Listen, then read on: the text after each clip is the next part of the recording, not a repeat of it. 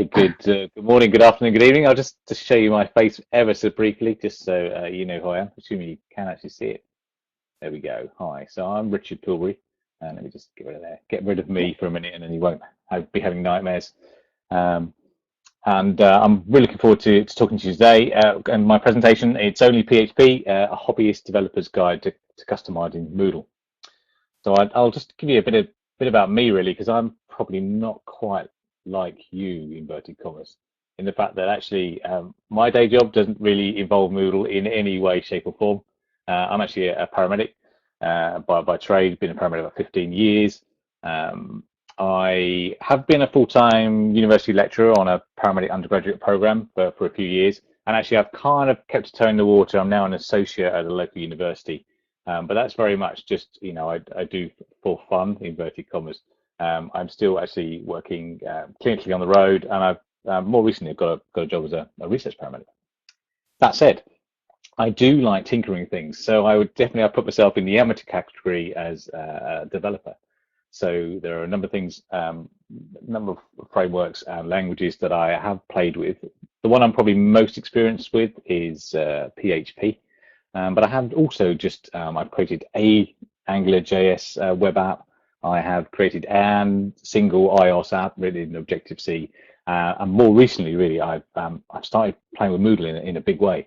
And coming from probably Moodle 1.6 was probably the last time I really had anything to do with Moodle, and that was to support students on a university that actually used Blackboard, but inevitably there were students who either due to administration problems or they just couldn't sort themselves out, couldn't get access in time for the course start. So I used to run some of the early resources and other topics were actually run in Moodle.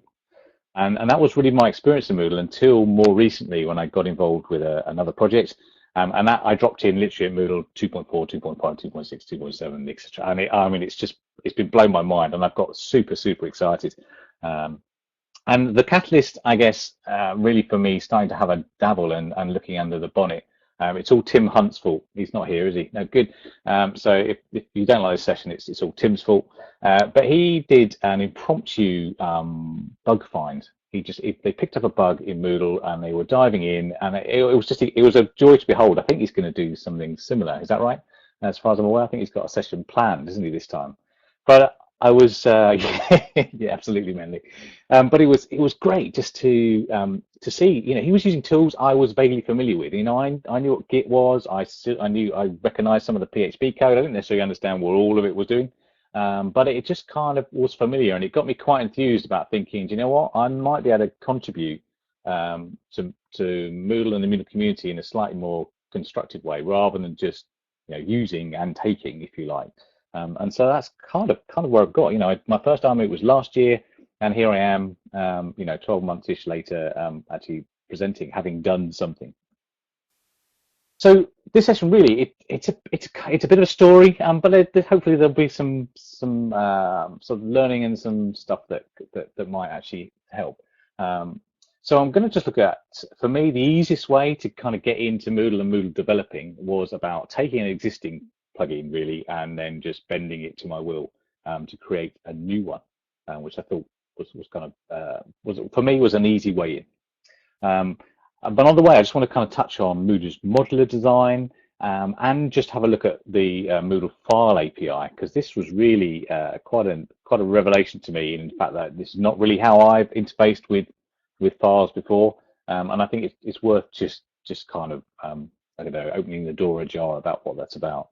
It might be really useful for me, just so I kind of know who I'm talking to. There's one or two names who I recognize there as sort of pro Moodle developers. But if the rest of you could just type in about what your experience, what experience you have with Moodle development, that'd be really helpful for me. Give you a sec, we'll have a quick drink. Yeah, Anne, yours wasn't the name I spotted.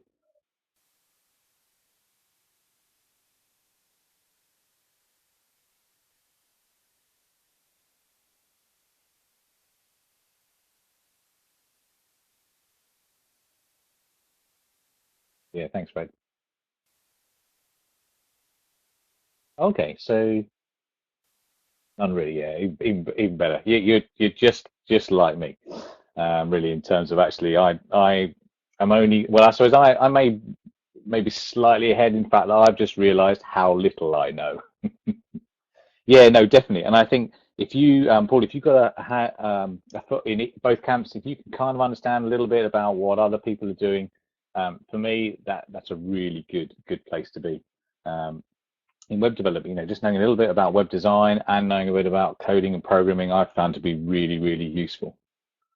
We've got some people do some great stuff, and I know Justin Hunt, he is running some sessions as well. And if you haven't caught them, I thoroughly recommend it. I think he's one that's recorded already, and I think there's one tomorrow morning.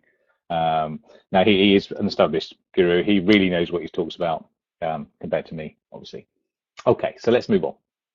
Thanks for that, guy. That's great. Okay, so I think I was going to start with the end. Really, I thought it might be fun for you just to see what I actually have done. Let me just share my screen. I can do that. Hopefully, go here. And I'll just show you the plugin I've built, and then we can have a little look about how I got there. There we go. Okay, so can everyone see my web browser? Yeah, cool. Okay, so this is just a typical-ish Moodle course using the clean theme. And I'm just going to take you into the introduction topic, and then the originally entitled iMoot demo EPUB. So this is just a standard book using the book module. But what you might notice down here on the administration block is something that isn't standard. It is just above the generate IMS CP, which is, I believe, is a standard feature of all books. But the create EPUB is my own creation. And if I just click on it now, drum roll, let's hope it works. It should just download. There we go. I don't know if you can quite see the bottom of my screen, but anyway, it's appeared. There's an EPUB that's going to appear. Now I'm going to tap on this, and what it's probably going to do, yeah, absolutely, Gareth, is it's just going to swap out windows. I've got Calibre. I don't know if any of you are familiar with that. It's like a kind of book library manager, ebook viewer thing. It's quite good actually. So I'm just going to open it now, and it's going to read in. And there is my my ebook. Complete with, I'll just show you the metadata. So it's got a title which corresponds to the title of the book. It's got the author, which is actually the person who's created the book. And there are some other niceties, like it's got today's date, when it was published, who the publisher is, etc. So, and I'll just open the book as well, just so we can have a quick look inside. Okay, so we have the slightly not so exciting introduction, and there's a table of contents, and I can just show you just in terms of a bit of a patient education thing. Look, there you go. Look, if you ever see a squiggly line like that on your electrocardiogram or ECG, then you need defibrillating super quick. Melanie, it isn't available on Moodle.org, and I'll talk when I get to the kind of summary right at the end. I'll talk about what I think really needs doing to it before I think it would be suitable for going that way. Between you and me, actually, that could make another, could be next year's presentation, how I got my plugin onto Moodle.org. But I personally don't think it's quite ready to be there yet. What else we got on here?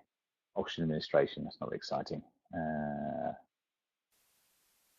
Basic life support. So, and what I've done is essentially I've taken the Bootstrap, I've taken the Bootstrap CSS style sheet, and I've sort of limited subset of it, which is why it looks quite like the clean theme, and it scales up as well. I think if I make it a bit smaller, I think it will just scale down.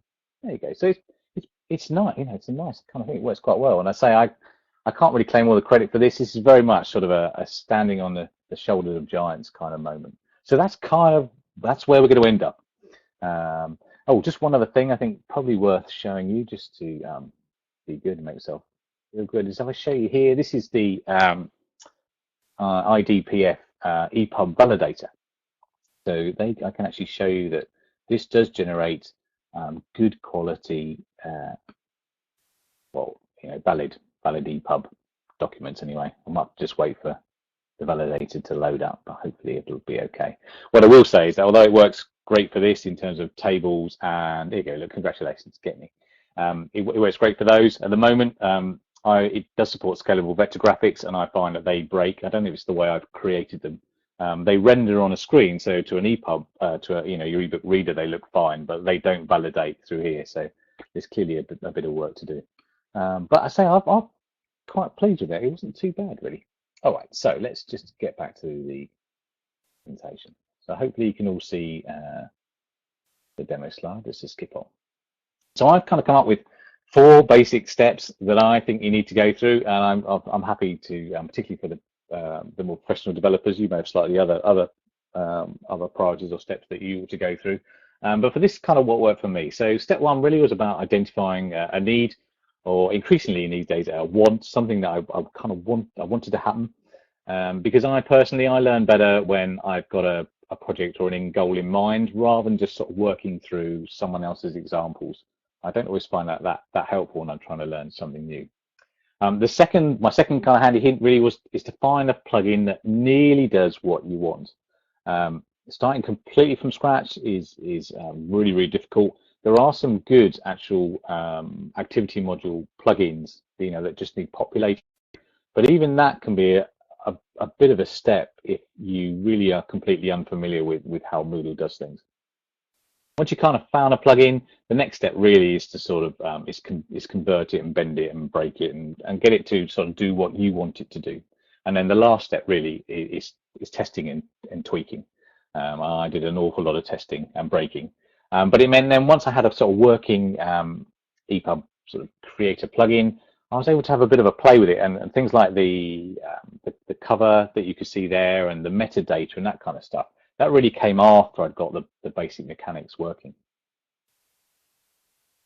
So identifying a need. Well, I recently have been working with a project, and essentially part of this project involves a physical book, which has obviously static content in it, but also then mirroring that on a Moodle course using the book modules to just purely for, this is just static content, which you've just got to kind of read and digest. The book's handy because you can take it anywhere with you, particularly if you're on an ambulance or somewhere else and can't always rely on technology. But clearly, the interactive sort of testing that people have actually read the content and actually are understanding it and trying to take advantage of some of the other facilities that Moodle can provide, particularly if you're away from the training school ways. You're out clinically on an ambulance somewhere. Having the ability to access forums to contact your peers or other assessors, is really useful, and Moodle's great for doing that. But for the pure static content, and the book module worked really well for my needs. But I couldn't help thinking that actually being able to produce it in other electronic forms would be really, really useful. And I have loads and loads of EPUBs and other kind of electronic documentation. And I thought it'd actually be quite fun if I could, as a sort of my pet project, see if I could export Moodle books in the EPUB format. So for those who don't know, EPUB stands for Electronic Publications. It is a standard developed by the International Digital Publishing Forum, or IDPF. And essentially it's a format for representing documents, not just ebooks, interestingly enough. I've seen a big slide somewhere where it says EPUB does not equal ebooks. But clearly, ebooks are probably what springs into everyone's mind. It's currently on version 3.0.1. But the advantage of the version 3 of version 2 is that it kind of supports modern web standards like XHTML5, which is just really a sort of semantic version of HTML5, scalable vector graphics, up-to-date style sheets, JavaScript, etc., etc. And that meant for me, particularly using the clean theme, is I kind of minimal work to do with the content of the books to export them. The classes I'm going to talk about later, the PHPePUB classes, they also output content in EPUB version 2, but I found actually that was very, very difficult to get it to work properly and broke, and I kind of eventually just gave up and just decided that we were going to move with the times and just do EPUB version 3. So this is the file structure of the EPUBs, and broadly speaking, they consist of the same types of files. So all EPUBs have to have a MIME type file, and that purely is there to tell the operating system how the EPUB's formatted, and they're all formatted in the same way. It basically is a glorified zip file. There's not an awful lot of difference to it. The other key folder is the one at the bottom, is the meta-inf folder, which has to be called that, and within it, it has an XML folder file, I beg your pardon, which just points to the root file of the EPUB package. And in that case, that file is the package.opf file that I've just emboldened. That sits within a folder, which is just a contents folder. The OEPBS bit is only really required for version 2. Because the classes do both, I've kind of stuck with that format, but that folder could be called contents or my stuff or anything you like, really. The package.opf file is essentially just a document split into 4 broad sections. So there's a section that describes the metadata for the EPUB, like the title and the subtitle. There is a manifest, and that contains a list of all the files that are present in that contents folder, the OEPBS folder. There's a spine which lists the chapters and the files and the order which they should appear. And now that isn't exactly the same as a table of contents.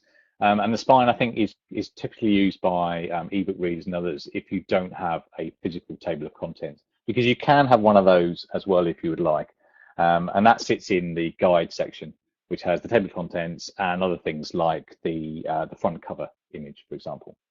So broadly speaking, we've got a structure where we've got something that describes kind of what's going on inside the file, and then we've got the content itself, and all zipped up. So when I'm thinking about looking for a plugin, I'm looking for something that broadly does something a bit like that.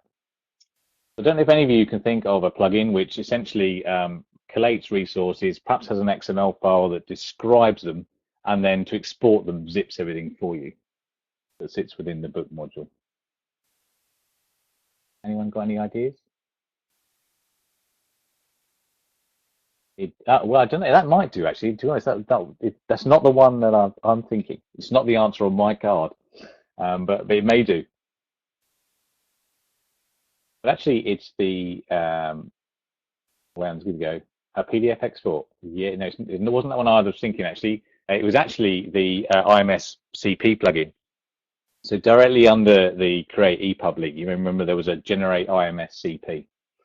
So the IMS stands for the International Management System, and it's the content packaging plugin. This is stuff straight off their website, which is the global non-profit member organization that strives to enable growth and impact of learning technology in education. Okay, good for them. But broadly speaking, it's the content packaging specification just means essentially that it has an agreed set of standards about how this content will be collated and presented, which means it's really easy to export and import between different learning management systems and actually potentially anything else that supports this particular type. It's important to realize it is only really for static content. So it's not like SCORM where you could have some kind of assessment embedded in and it would report back the grade that the student got. But it does mean that things like the book content, which is essentially static, it's ideal. And the file structure of the IMS CP plugin essentially there is a manifest file which explains what the content contains and how it's organized. And it does that by being, again, divided into sections. So there's a metadata section which describes the package. There's a resources section which lists the resources and provides the metadata which describes them. And then there's an organizations sort of section, which describes the structure of the resources within the package. And then you see we've got numerous folders, and I'm not sure if that's part of the standard, but certainly the way it exports it out of Moodle, the Moodle books anyway, is that it places each chapter into a separate folder. The actual content is always labeled as inside an HTML file called index.html, and then any files that you may have uploaded, like images, etc., that are associated with that particular chapter entry are just sort of tagged in. And then the file is all zipped up.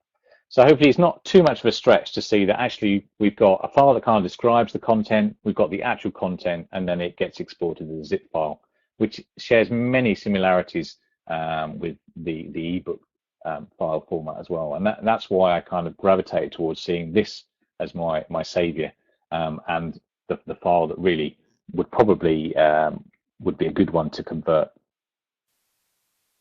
So my next step then really was to create the plugin. So I guess I had to think about actually what was it going to actually do. So broadly speaking, it all sounds really, really simple, but there was a little bit of pain involved with doing this. It really had to only do 3 things. So I had to obtain the content and the files that were associated with each chapter from the book module. I then just had to reconfigure the content to actually match the EPUB format. And that included obviously creating these package OBF files that kind of described it and the order I wanted them presented, etc.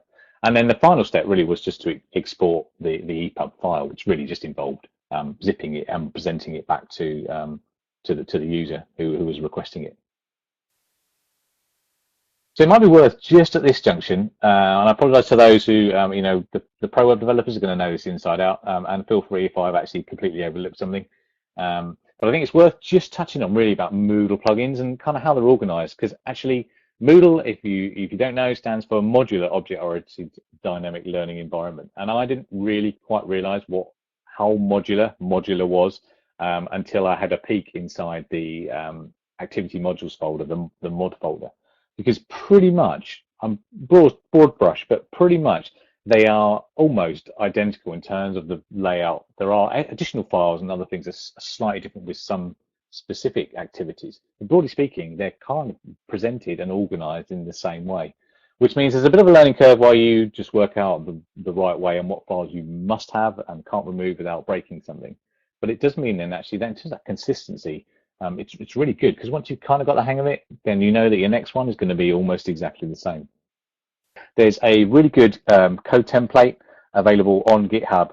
I think, is it David Madrak? Someone I think had written that. And in fact, I learned just the other day that Justin Hunt has also placed a template on GitHub too. That one I think seemed a little bit more full-featured, and I think that with more files, and I think that might be a little bit more threatening if you really are new to it. But it is quite interesting. Are all models considered activity, even if it's from a resource like a book? Yeah, this is really interesting. The terminology here. So I find that sort of modules and plugins are kind of used interactively.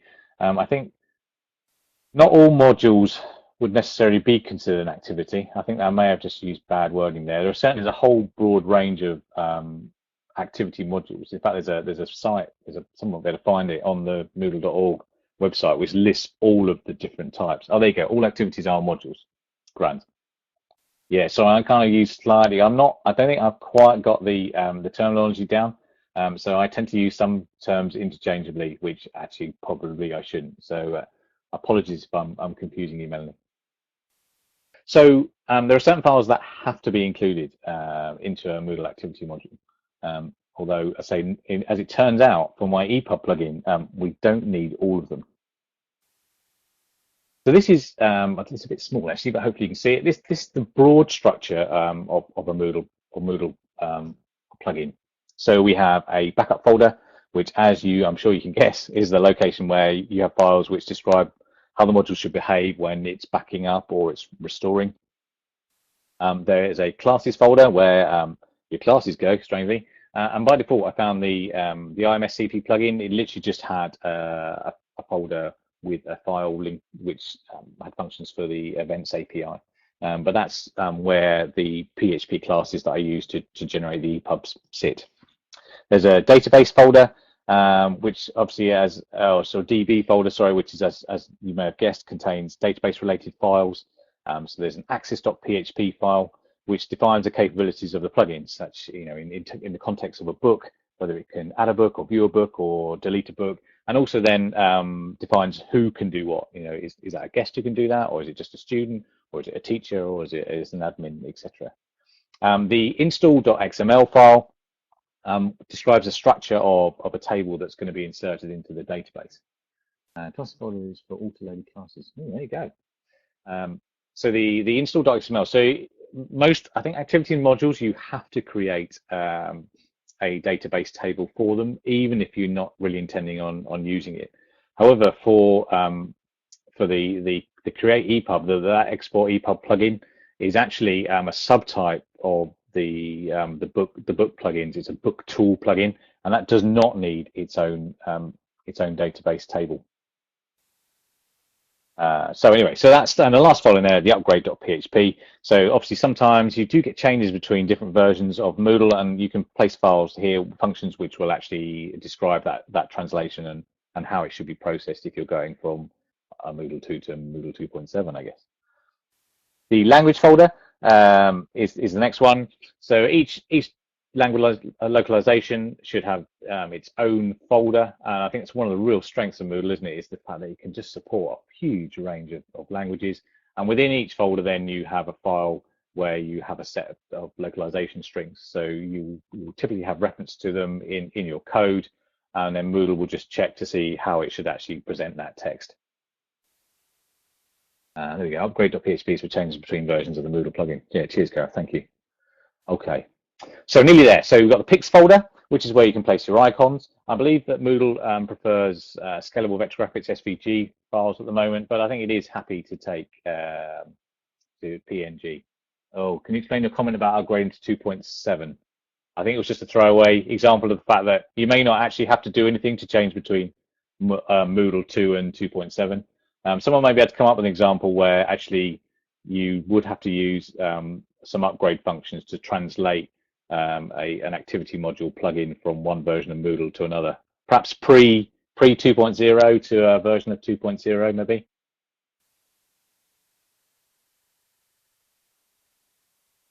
I don't know. I'll let the chat run. That's another thing about it. You're absolutely right. And when you see the actual example of the code, you will see it is correctly enabled. So then we come on to a set of three files where we're going to you only use your upgrade to when your plugin tables change. Okay. So the index.php file that just is used by Moodle when it lists all the instances of your module in a particular course, and I found I didn't really have to do an awful lot with that file at all. The next one, the lib.php file, that has all of the core Moodle functions that actually are required in order for the module to work. And again, this didn't need many of those. I think the only thing in there, we'll have a look in a second, was it just literally to add the link into that block and associate the icon was the only thing that needed to be done. But really where all the kind of magic was happening was actually in the local lib.php file, and that contained all of the module specific functions, which is what makes the module do its thing. Just coming back again then was the mod_form. This is the main configuration form. So if you, when you create a module, or when you go in to edit the settings of a module, that's typically the form that will be presented to you. Now with this Booktool plugin, it doesn't have one of those, and that created some issues for me when I came to think about how I was going to capture the metadata. And I'll show you kind of how I managed to circumvent that. I did at one point just think I was going to have to essentially duplicate the whole book module and create an ebook module, which would have been really, really unwieldy and a pain. And then you would have had to convert your books to an ebook, which I didn't really want to do. And here, the lib.php should contain code that Moodle requires you to have. The local lib should contain the code needed in your custom code. Oh, there you go. Thanks for that, Anne. Nearly there. So version.php. This just defines metadata about the plugin, and is used by Moodle's plugin installer system when you install and you upgrade the plugin. And if you do upgrade, then you're meant to change the version number, aren't you? Just so that Moodle knows that it's a new version. And then there's view.php, which just prints a particular instance of the plugin and generates the links to view them. So that's broadly speaking, and I say a bit of a broad brush. I say Justin's definitely your man if you want to actually find out a bit more about Moodle plugins. Then I thoroughly recommend his session, because actually that was really, really useful. So the Booktool export IMS CP plugin. You can see this shares many of the elements of an activity module, but actually it's even more straightforward. I say it is this kind of subtype of the book modules. So there is the classes folder, as we saw, and I say the only thing actually currently in it is the book exported.php file, which relates to the events API. It does have an access.php file inside the database. And obviously it has a localization file, which hopefully, as Anne's realized, is now actually labeled correctly by Booktool, which is the type of plugin it is, with an underscore and then the name of the plugin itself. There's a pics folder, which just has the little icon that's generated just to the left of the text where it says generate IMS CP. and then we have the index.php, the lib.php, etc. So the key things really that I had to sort of modify were these three files: the index.php file, the lib.php file, and the local PHP. And that's kind of I say really where the magic happened. So the only ones of interest to me when it came to my exportepub plugin were the last two statements in the index.php file, and there was one which was the build package function, which, as the name suggests, was just the kind of overarching function which essentially collated everything, and it used a couple of extra functions to collate all these stuff and then push out a zipped file complete. And then the only thing that had to be done then was the send stored file function, which essentially just then downloads the zip file to the user.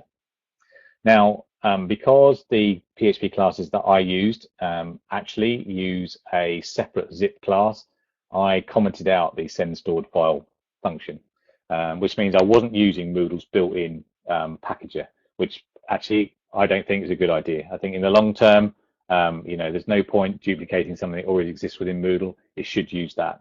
But actually, as we'll look at a bit later, the classes the zip class is so integral to the way the EPUB classes have been built. There was no easy way to kind of untangle them. Certainly not when I was actually trying to work out how it was all working. So I kind of just tolerated that for my own local use. This is the lib.php file, and I say again, the only real function in here is one that just extends the navigation, and that is literally just to. Oh, okay. Yeah, no. So Guido, I haven't solved the problem. That's the thing.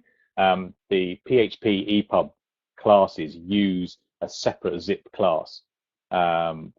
So that it uses that then to create the zip file, which it gives to the user, where really what it should do is it should just use Moodle's built-in zip packager. And my plugin at the moment does not do that. It's almost like standing out on its own. And I think it should use, the Moodle packager is available to use, and I think personally it should be used. But there we go. So this settings navigation function, essentially it just creates the URL, which is when you put your mouse and you click on the button, it makes it go to the right place. The icon, if you want one, to appear just to the left of the text, and then it just needs to actually physically insert that link into what is actually my administrations block. So these are the three key functions in local.lib, which are the ones that I need to really modify. So there's an overriding build package function. There is, so there's the build package function. So this essentially creates a zip file and runs the functions which sort of prepare and populate that zip file. And then once everything's done, it cleans up, deletes all the temporary files, etc. And returns it back to the original, that index.php function, where it can be downloaded to the user.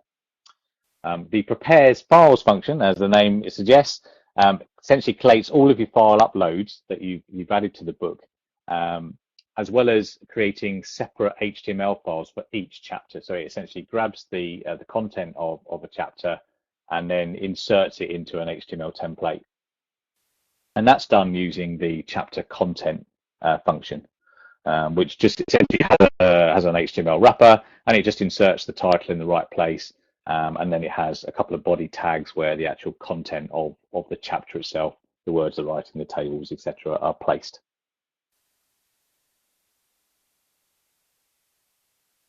Cool. So we're nearly there. So just a couple more things that I really want to touch on, really, and then we'll walk through the stages I went through to kind of convert the plugin. The first is the file API. So files, as you may know in Moodle, I use the term physically loosely because obviously physically they're on a hard drive platter or your solid state drive, but they are they're located in the file DRR folder, which is inside the Moodle data folder. And I had a bit of a shock the first time I had a peek in there because they're not called fluffykittens.jpg or whatever else, my first essay.pdf or something. They're actually named by their SHA1 secure hashing algorithm hash. So they are literally, what appears to be a random string of alphanumeric characters, all 40 of them. And they're not just placed in a folder on their own. They're placed, yeah, no, that's absolutely a fair point. Put it away, and I know there's very good reasons why, but it didn't stop it being a bit of a surprise to me when I had a look. And they're not just placed in one folder; they're actually placed within a folder within a folder. So what Moodle does is it takes the first 4 characters of that string, and then basically creates a couple of subdirectories from file dar. So in the case, this is just taken from Moodle. So this one starts with 081371, etc. So inside the file dir folder, there's another folder that's called 08, and inside that folder is another folder called 13, and inside that folder is the actual file that has now been renamed with this 40 character string. So actually finding them practically if you want to manually peek and go in is actually very, very difficult. I think the advantage of this system as well as allowing Anne's point about distribution is that it does mean that you're unlikely to get a clash where someone names the same folder, the same file with the same file name, for instance. So I suppose from that perspective, it's quite clever. But the way you actually access it in Moodle anyway is you use the file API. Yeah, no, indeed. I think it is theoretically possible, isn't it? I think, but actually, I think it would seem sufficiently unlikely that I don't think there's any real checking to make sure, it definitely hasn't happened. So you access files using the file API. So each file is uniquely identified by its context ID, and the context obviously is one of the things that happens. Oh, in theory, yeah, sure. So the context. So one of the things the context does is it actually is where roles get defined, so you can control who should access it, etc. But there's context ID. There's the component name that sits in, and only functions within that component can actually access that file. You have a file area type, and you'll see quite often, because I don't think you're allowed to meddle with the original version of a file in Moodle. You have to create a copy. So typically what you'll see happen is that a copy of the file is created and it's placed in the temp file area. And then that means you can collate it and do what you like with it, and then you don't mind deleting it at the end, and the original copy is unaffected. And then we have obviously the unique item ID, which is associated to that particular item. And the file API has a whole range of functions that will do all sorts of things you would expect. It can get files, it can create files, either from a copy of a file or from a string, and then obviously it can delete files as well. And actually, although sometimes I find that the Moodle documentation is a little hit and miss and sometimes a bit difficult to digest, actually the Moodle file API I think is really good. I find it really helpful, and there's loads of examples as well to give you an idea about how it works and what it's doing. So I found that quite useful actually.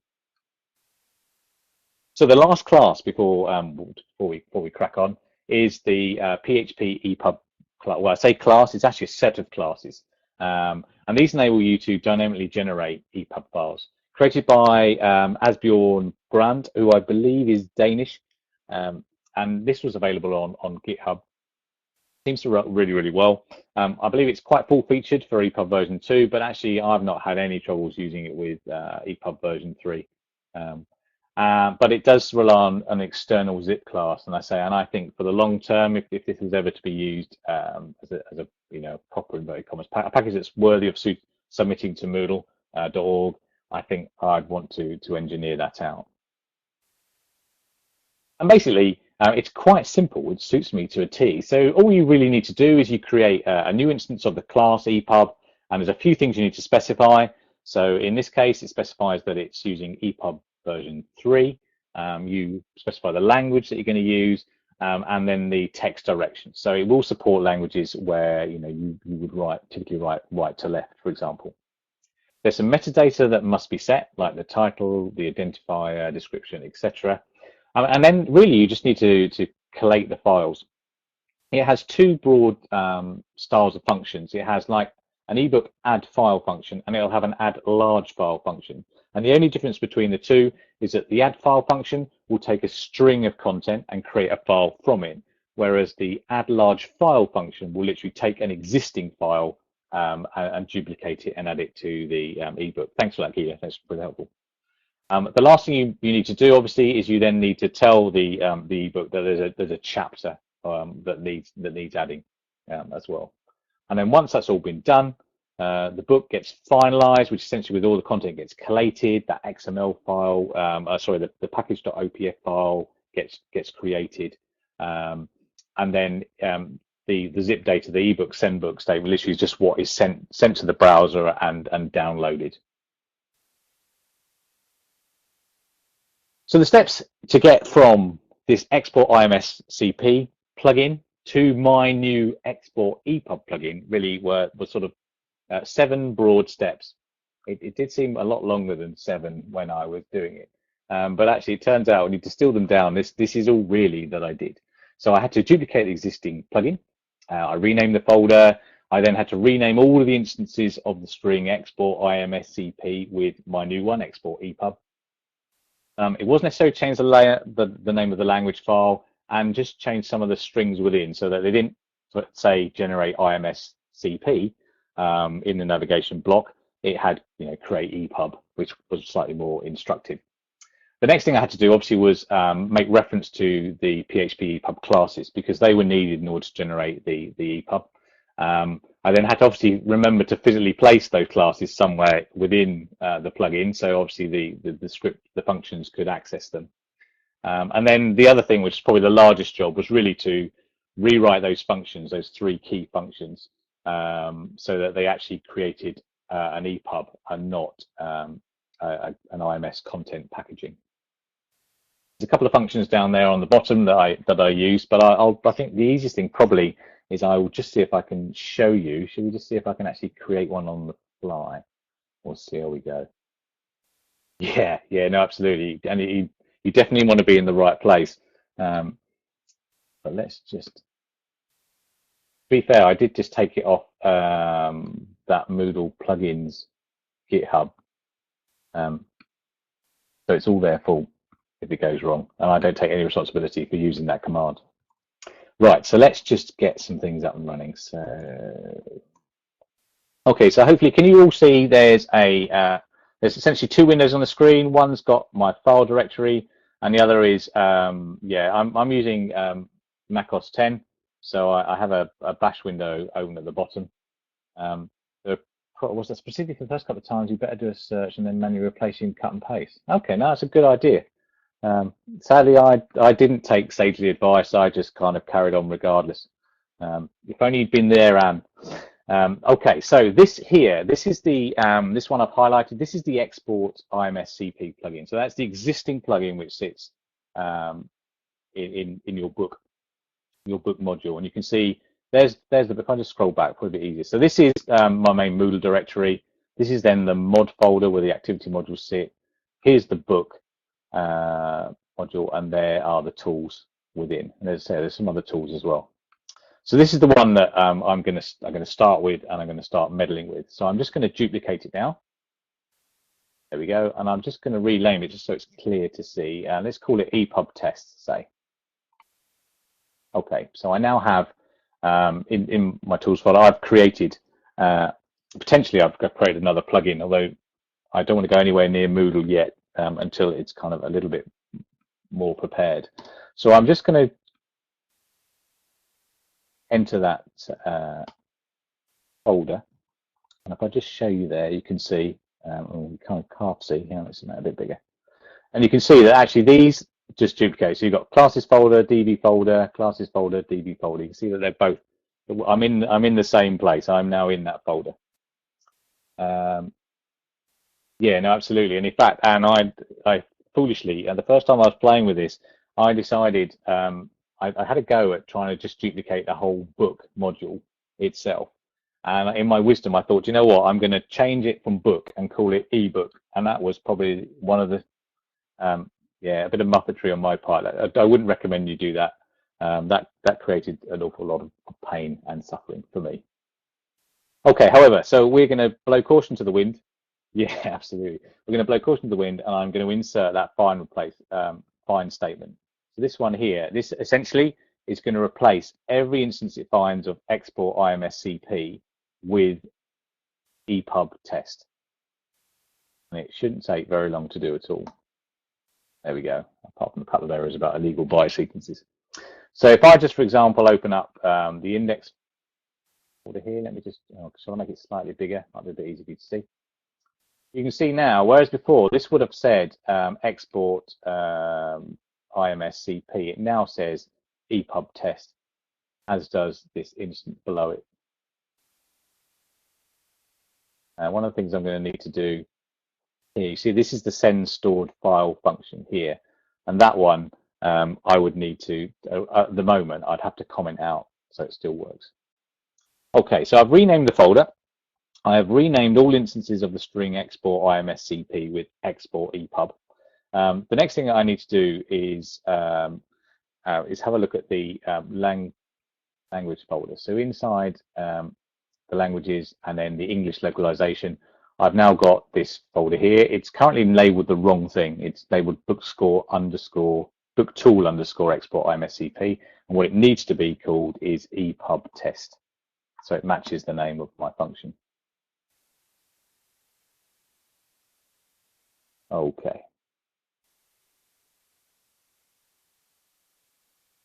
So you can see here I've got a number of these are the strings. So these will appear in functions throughout this particular plugin, and this is what will be inserted in their place. So at the moment we've got export book as IMENT contents package, which we probably don't want. We probably want to do something like export book as EPUB. We might want to generate EPUB, but if I just put in the words test there, just so it's easy to spot. No book chapters found, so unable to export EPUB. I'll put testing again, and likewise we've got the plugin name. Let's just call it Super EPUB Test, say, modesty to the end. Now this one here, this string here, this generate IMS CP string, I could change that and probably should to something like generate EPUB. But then I'd need to make sure that back in the lib.php file, it actually uses this particular string. So I'd have to make sure I change both instances. So I won't do it for now. I'll just leave it as it is. Okay, so I've done that a little bit. The next step really is I need to add a reference to these PHP classes that I'm going to use. It's a bit annoying, it keeps making them smooth. There we go. And the way I do that is I'm essentially just going to duplicate what I see here. So this is pointing to the root directory of this particular function. So that's all I need to do. Sorry, to this plugin. So I just need to replicate that, but inside the classes folder, I'm going to create a new folder called PHPePUB, and then I just need to reference only one PHP file within that, which is the EPUB.php file. That then references all the other files which contain the classes that are required in order to make the EPUB. Okay, so that's done. So the next thing I need to actually do is physically copy the classes themselves. So I'm just going to copy them from the EPUB and put them into the classes folder. There we go. And so the EPUB.php file, that's that one. So the code I entered just a moment ago is pointing to this file here. Great. So I've done that bit. So the next thing to do, I suppose, is to we can go back to the iMoot page. Hopefully. So if we just go back here, I'll just go back home. Now, with any luck, what it'll do is it should just pull up and tell me that I've inserted a new plugin. There we go. So this is our new plugin, the Super EPUB Test plugin, and we can see that it's located in Mod Booktool EPUB Test. And it says it needs to be installed, but basically it's just going to make a reference to the plugin that it exists. Okay, so that's been done.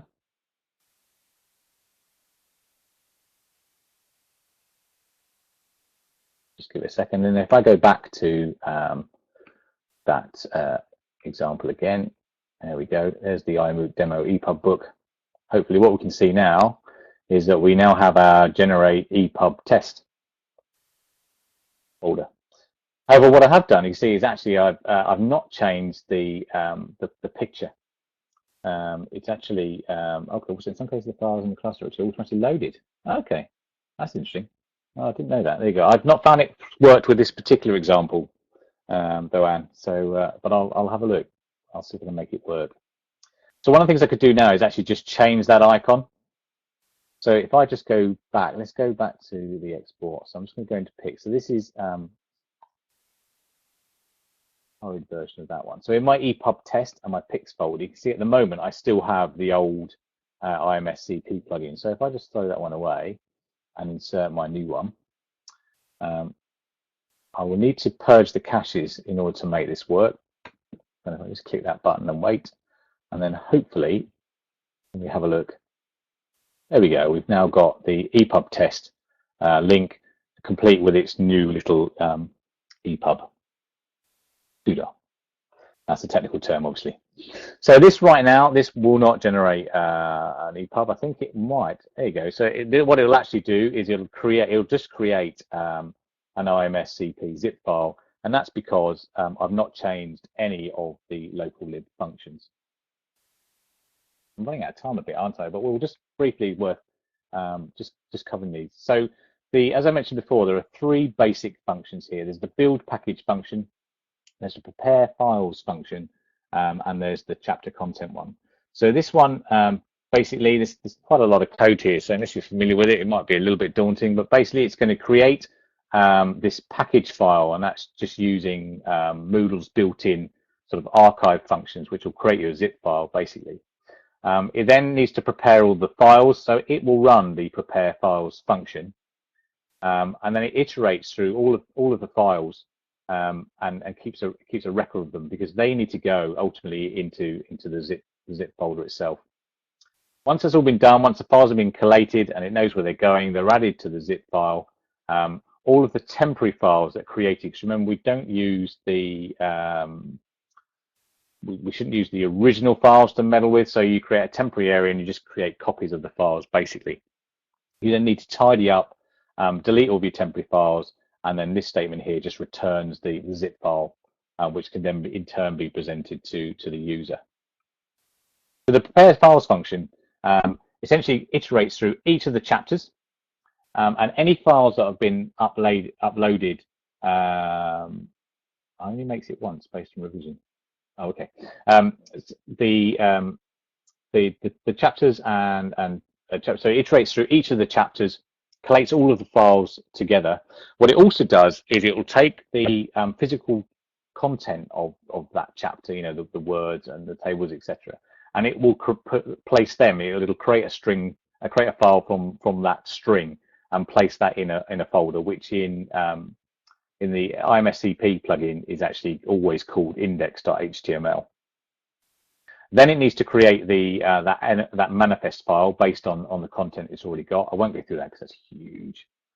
And then it returns it back to the package file function. The last function at the bottom here is just a function which essentially has it's an HTML template, and it just populates the title of the chapter into the title field. It hasn't this doesn't actually exist in reality. This is something I've added separately, but actually the chapter content then gets inserted into the body field. So it's not really changing the actual content of the chapter at all. It's just encapsulating it so it could sit on its own HTML file. And my exportepub function does very much the same kind of thing. It needs to create a new instance of the class EPUB. It also needs to set some metadata, and that's required in order to make it work properly. But it then too essentially will just collate all of the files, sorry, I'm skipping ahead a bit, conscious of time. So it too runs a function to prepare all of the files that are associated with the book and the chapters within the book.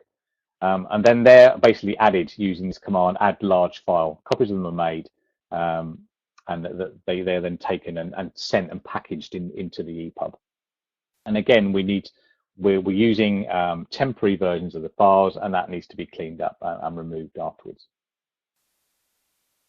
The prepare files function, 8 minutes, cheers, Gary. The prepared file function, as I said before, again, like with the export IMS CP plugin, just iterates through each of the chapters.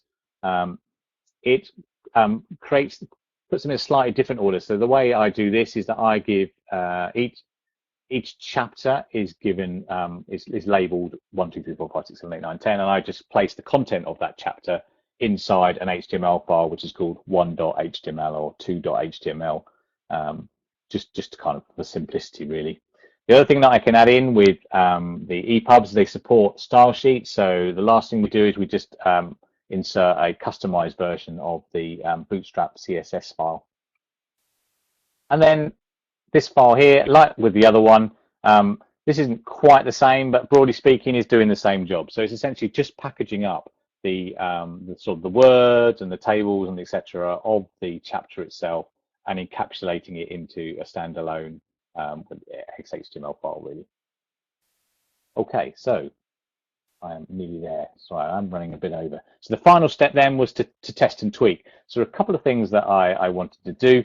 One of the things I was talking about was the metadata and the front cover illustration about how we could get that into to work. And I was struggling because without the edit settings in terms of that mod form and be able to put custom fields in there to capture the metadata, I was a bit of a loss to do it. But then it did occur to me that what I could do, if I just go back to the book and turn editing on. So in each book, you do have a settings menu. And within there is actually a description field. And what I thought I could do actually is if I placed the front cover illustration and then some of the details like the author, the publisher, the description within this description field, that I could actually capture that and then pass it. And that's exactly what I did. So you enter in an image here and some information, and then back in the code, there's two things to do. So the first one, when you're using in the build package file, I will just stop so you don't all get seasick. What it does here is it actually checks to see in the mod. This is getting the files from that area. It's called intro, although it's called description on the settings field. It's actually the intro field of the database table that you want to return, and it'll just iterate through looking for files.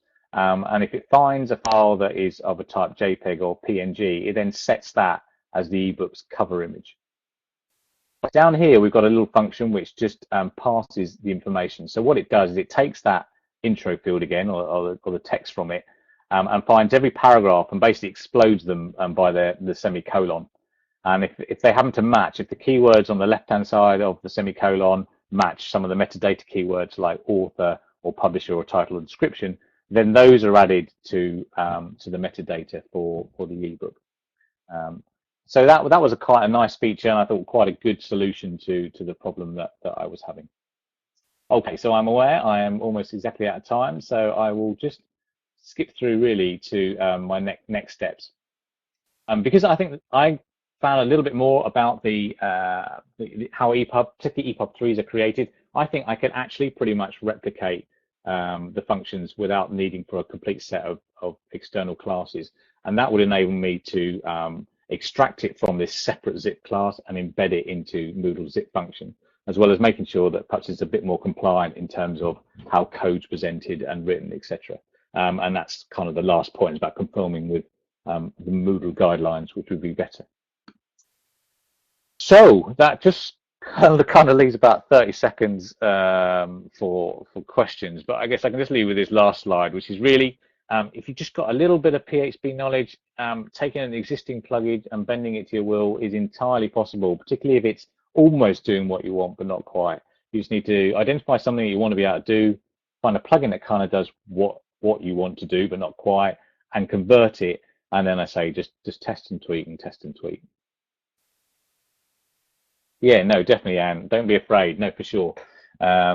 Because actually, particularly, well, assuming you're not doing it on some kind of production server that's, looking after 20,000 students or something, really, if you have a local version of your own, if you break it, the bottom line is you can usually fix it and undo it. And Moodle, I have to say, is one of the probably one of the best frameworks I've used for developing in. The debugging tools are actually really good in terms of telling you kind of what you've done wrong, and it really easy to customize play and just pepper it with debugging statements, and you can usually get where you want to be.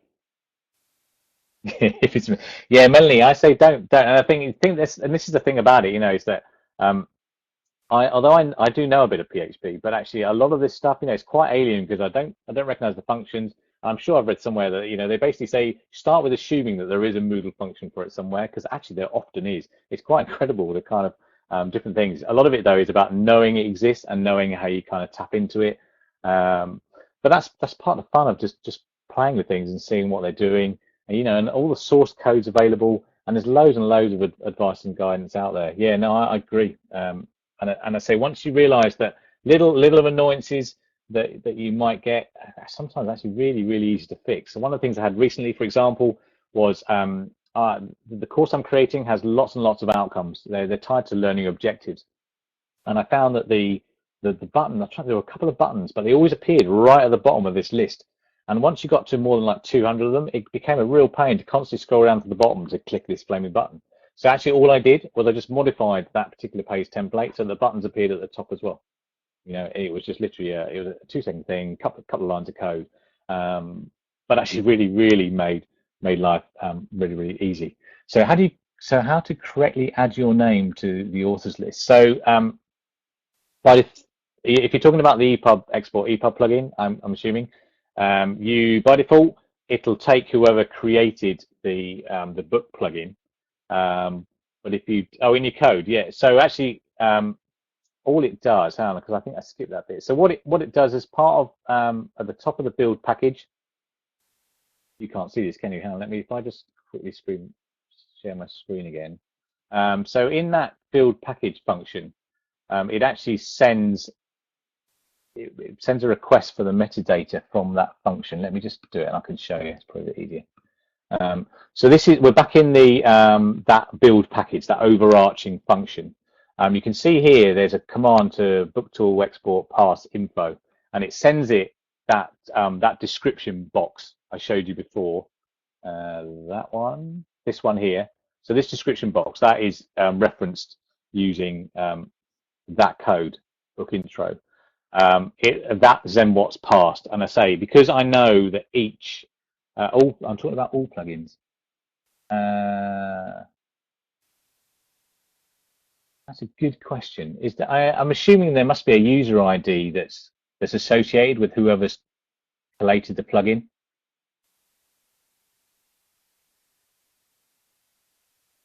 Yeah, Cuide, if you want to just come on the mic and just explain perhaps what.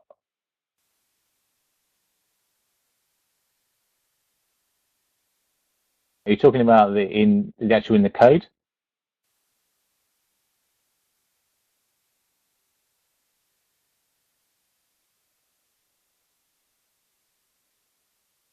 Yeah, I don't know. I'll have to let you just find it out in the chat. I mean, there are you have the @copyright notices in each version of the PHP functions. I'm just wondering what's in the version PHP. So I have to admit, I've not put my name in anything as yet, and certainly the nice thing to do would be to obviously attribute everyone who's come before you. Is it Petra Skoda, I think, who's responsible for the IMS CP plugin? Essentially, I'm just sort of standing on their shoulders to create a new plugin. Oh, okay. Very good.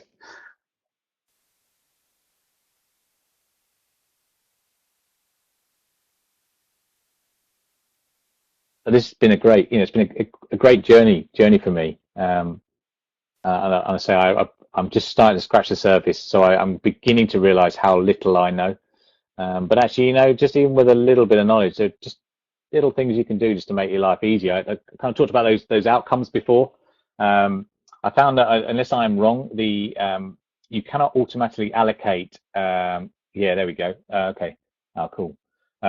I found that you cannot automatically allocate outcomes like outcomes that are met from a Moodle quiz. It seems to be a manual process. So actually, I just inserted a couple of lines of code that would just, because my outcomes are associated within a certain, I'm trying to think how I did it. I think I divided them into sort of topic areas, which the quiz was also associated with, which meant once you pass the quiz, you could automatically be allocated that particular objective. And that was just a few lines of code that I put in. Oh, do it. Okay. Oh, the author one doesn't appear. It's interesting because the author tag doesn't appear in the export IMS CP. There's a package one, there's a copyright, no, and there's a license, but that's it. So there we go. Hi, it's Gareth from the iMoot team. To sort of take this opportunity, thank you, Richard, very much indeed for a very informative, very detailed presentation. Overwhelmed by it. So I think this is your first time. Good luck with tomorrow. Thank you for presenting twice. Thank you for your time, your effort. I mean, I really hope that you make this public maybe sooner rather than later, even if you just put it into GitHub and advertise it. And oh, right, would you be able to, probably say I'd really love to test it out, put it on my own development server and stuff. So once again, thank you very much indeed on behalf of the iMoot team. And if there's any more questions, please do, people, put them in the chat. If not, we'll stop in a minute. Thank you. Cheers, Gareth. Thanks a lot, mate.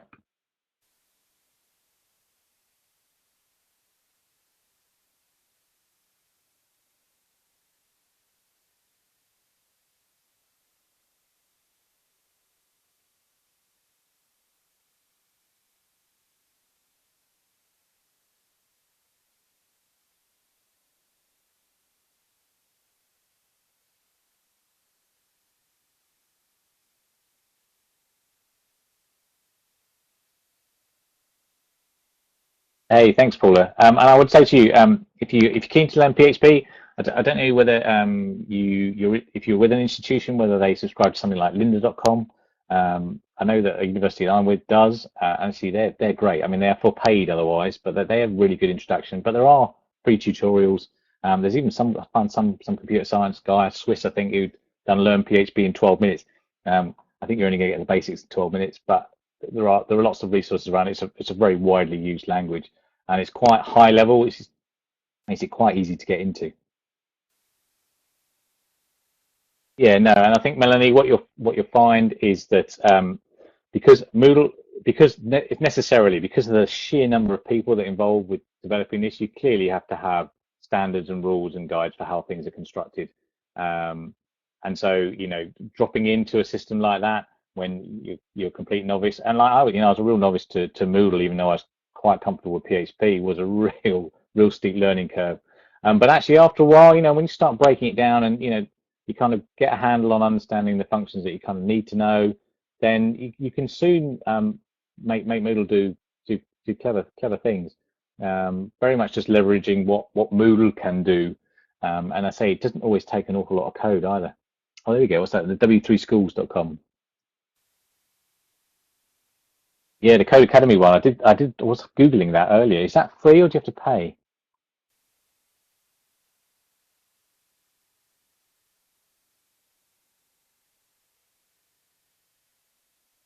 Yeah, Joshua, you don't always have to learn seriously. You can have fun. I have to say that there probably is some benefit to learning inverted commas properly. I'm completely self-taught, and I think it probably does show sometimes in some of the stuff I do and some of the gaps in my knowledge. I do sometimes feel a little bit inadequate at times. But then, you can take an elitist view, or you can just go, do you know what? If my code works and it's reliable, then great. I'm a ton of tutorial. So there you go. Yeah, or just a book. I think my first foray into PHP was something like the ones that are along the lines of learn PHP and MySQL in 24 hours or something like that. I think that those books still go. It was a few years ago now. But I mean, there are loads, the PHP for Dummies and other stuff. I think it's just finding, if you can get recommendations, I think in my experience, it's probably good, because otherwise it's just wheat from chaff, isn't it? Most important to start with existing plugin, change a bit. Yeah, no, definitely, Anne. And I personally found that was the easiest approach for me to learn, was to take I was fortunate in fact that IMS CP plugin was very, very similar in some ways, and did serve as a really good springboard, and I think would certainly make me less afraid to be more ambitious. And I say the next step for me is to completely engineer out those classes, and in essence create my own, because I think they could be a lot smaller, because a lot of the work that was done was to support EPUB 2, which was far more of a faff. I think we could probably engineer those out, have some smaller classes which just support EPUB 3, and then leverage some of the functions that are already available in Moodle, which clearly that was not the idea behind that sort of standalone PHPePUB class.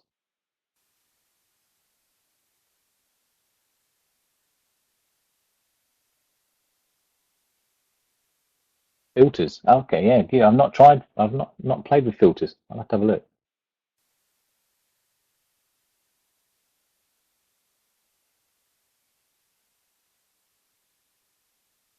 Yeah, it's an interesting point there, Anne, about using books as a reference instead of the other way around. I can do it. Yeah, it is interesting though, isn't it? I suppose just about how do you get into stuff and doing it. I suppose some of it is working through. I mean, I'm quite happy just to keep working through problems and keep working through problems. But actually, sometimes I do kind of wish that it is nice to have someone who can tap on the shoulder and go, yeah, you could save yourself 2 hours of work if you just realise that if you swap those round, it would work, or this concept that you clearly haven't got. And I suppose that's the advantage of some kind of tuition rather than just being self-taught.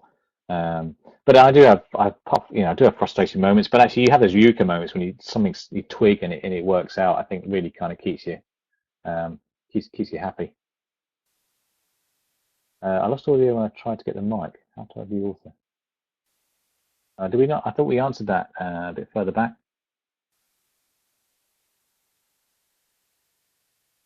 There you go, look. Anne is on the case.